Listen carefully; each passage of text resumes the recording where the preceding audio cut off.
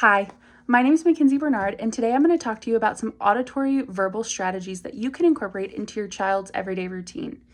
Now, you might be asking, what is the purpose or the benefit of using these auditory verbal strategies?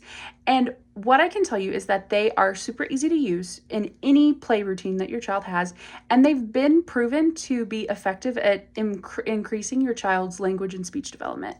So today I'm going to go through a couple of different activities and just show you some strategies that you can use to develop your child's language.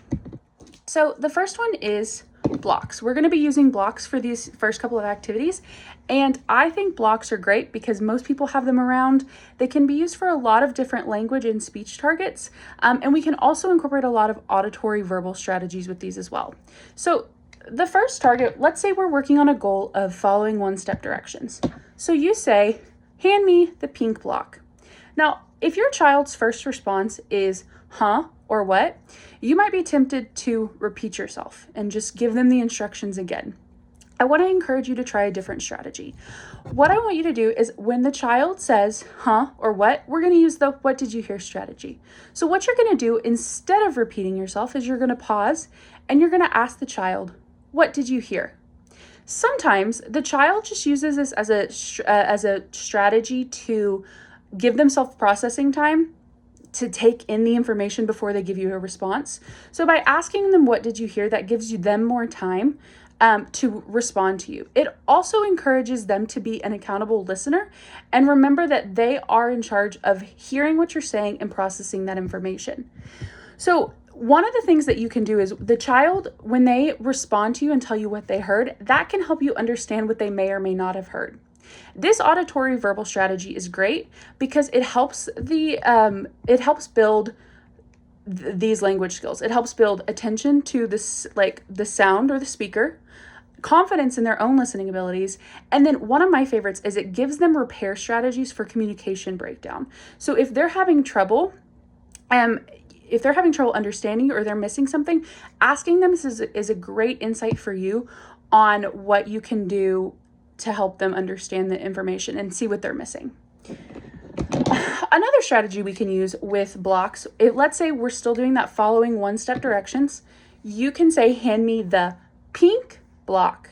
Now, what I just did was I put emphasis on the word pink. If a child has a bunch of different options and I put emphasis on pink, they're going to hear that and they're going to have a better understanding of what they're reaching for. This is what we call acoustic highlighting. So acoustic highlighting is important because you can do it in a couple of different ways. You can do what I did and you can emphasize a word. You can also pause before saying the target. So you can say, give me a pink block. You can change your vocal intonation, give me a pink block.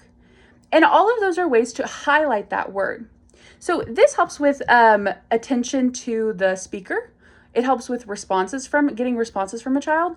It also helps with turn-taking skills, and it encourages expressive language. So as your child is working on those following one-step directions, try acoustic highlighting to see if that helps them.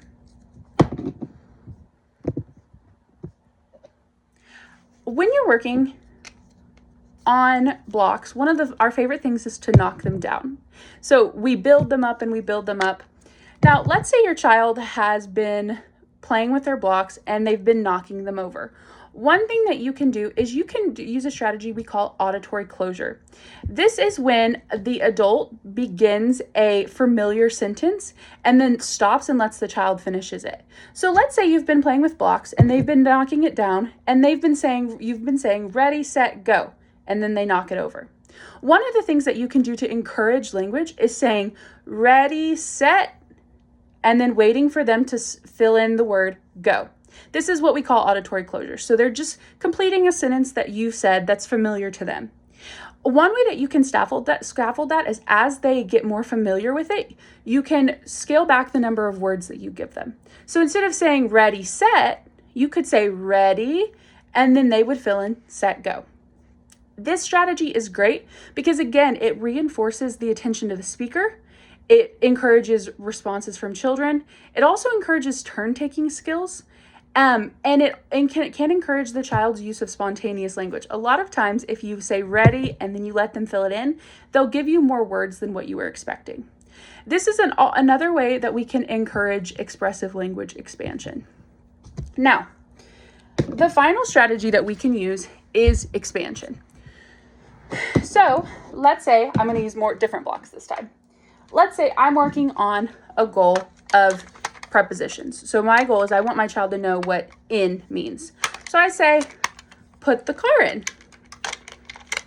If your child responds with car in, you might say, that's right, we put the car in the house.